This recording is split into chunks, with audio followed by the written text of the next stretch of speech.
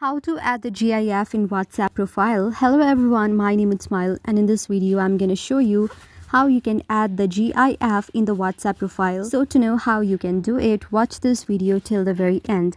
First of all, make sure you have installed and updated the latest version of WhatsApp on your device so that you won't just miss out any new features. Now you can simply open the GIF that you want to upload on your profile picture, but just remember that WhatsApp does not allow any kind of short videos or GIFs to upload on the profile picture. You should take the screenshot of the very GIF that you want to upload. For that, simply open your WhatsApp.